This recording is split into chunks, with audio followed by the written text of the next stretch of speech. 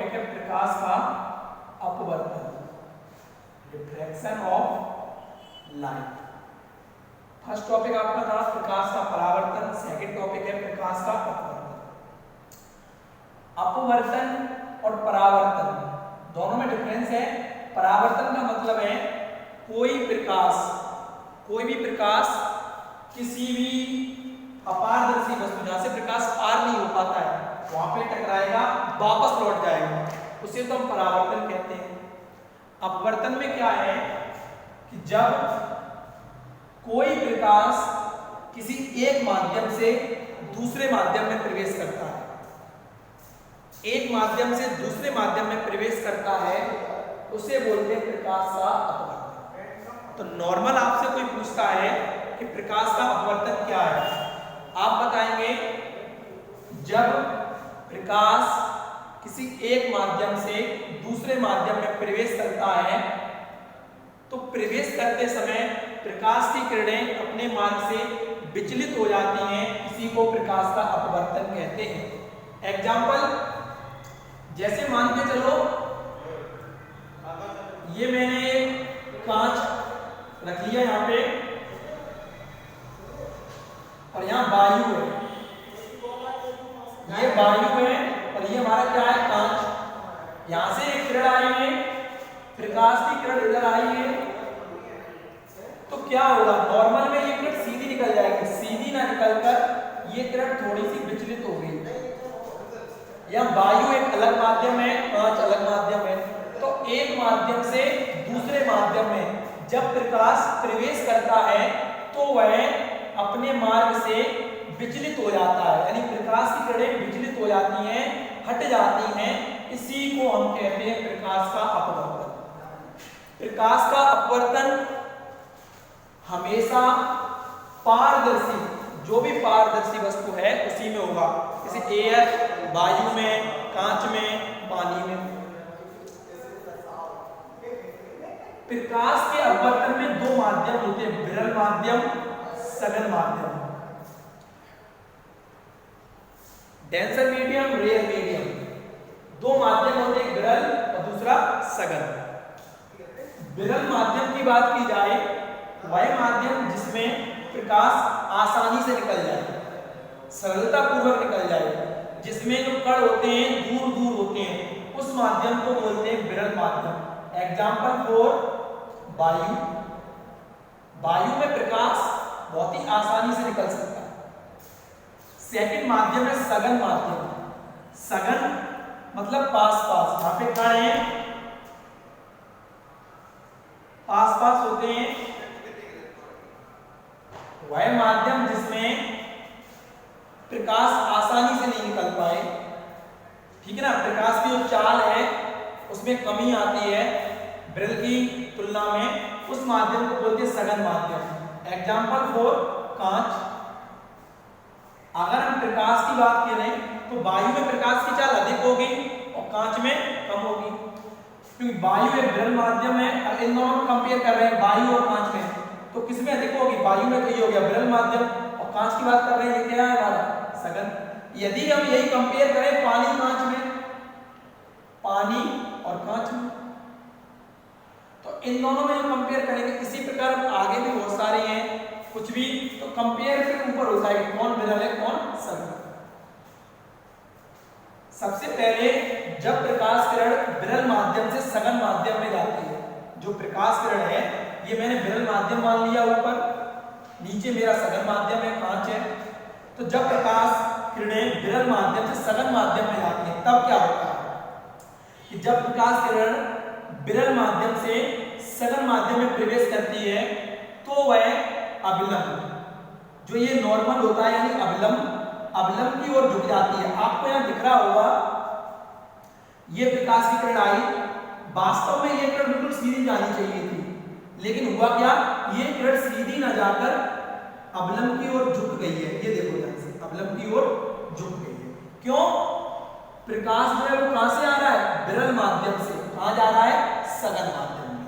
तो इसमें बोल सकते हैं जब प्रकाश विरल माध्यम से सघन माध्यम में प्रवेश करता है तो वह अभिलंब की ओर झुक जाता है, यानी प्रकाश किरणें अभिलंब की ओर झुक जाती हैं। देखो यहाँ जो आने वाली किरण है इसको बोलते हैं आपतित किरण। यहाँ पे माध्यम खत्म हो गया विरल, सेकंड माध्यम चालू हुआ सघन, तो ये जो अपवर्तन के पश्चात ये किरण जा रही है इस किरण को बोलते हैं अपवर्तित किरण। इन दोनों के बीच में ये लंब डाला है इसे बोलेंगे अभिलंब। आपतित किरण अभिलंब इन दोनों के बीच में एक एंगल क्रिएट हुआ है, एक एंगल बना है, इस एंगल को बोलते हैं आपतन कोण। इसी प्रकार अभिलंब यानी ये रहा और अपवर्तित किरण इसके बीच में भी एक एंगल बन रहा है, इस एंगल को बोलते हैं अपवर्तन कोण। तो जब कोई प्रकाश किरणें विरल माध्यम से सघन माध्यम में प्रवेश करती हैं तो वह अभिलंब की ओर झुक जाती है। ये तो हो गया विरल से सघन। सेकंड होता है सघन माध्यम से विरल माध्यम में। अभी हमने पढ़ा विरल से सघन में, अब हम कह रहे हैं सघन से विरल में। देखो यही वही अलग माध्यम, अब हमने ऊपर कर दिया है सघन माध्यम। सघन माध्यम कांच, पहले कांच हमने नीचे माना था ऊपर माना है, और यहां मैंने कर दिया है अपना विरल माध्यम, यानी ये मैंने अवलंब बना दिया, एक लंब डाल दिया, जिस लंब को मैंने नाम दे दिया अभिलंब।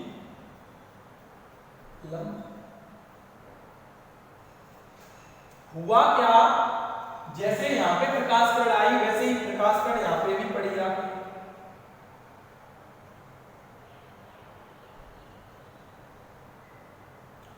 तो ये किरण वैसे नॉर्मल ही आनी चाहिए थी, लेकिन यहां ना जाके ये किरण क्या हो गई, दूर हट गई।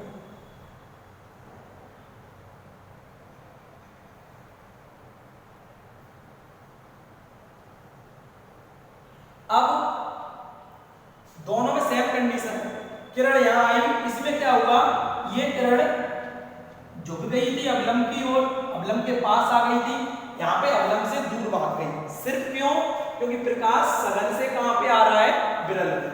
सेम बिल्कुल है, बस थोड़ा डिफरेंस है। आपतित किरण, ये किरण हो गई अपवर्तित किरण। ये एंगल भी बन गया हमारा एंगल आई, आपतन कोण, ये एंगल बना है हमारा अपवर्तन कोण।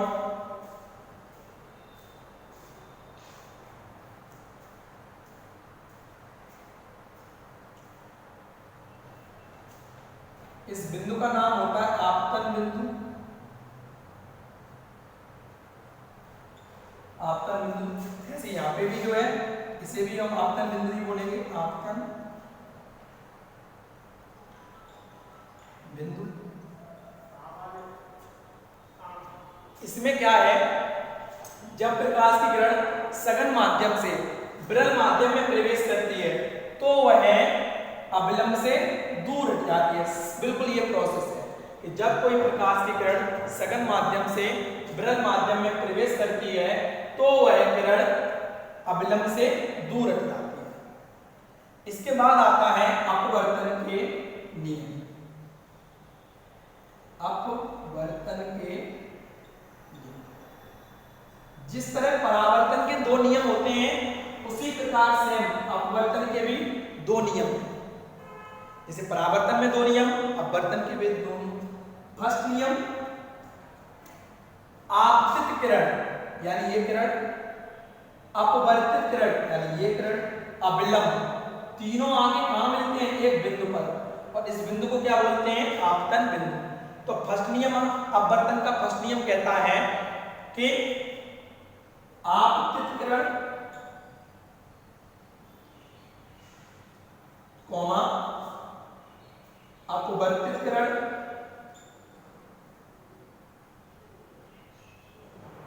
तीनों एक ही बिंदु पर मिलती हैं। आपतित किरण, अपवर्तित किरण और अभिलंब।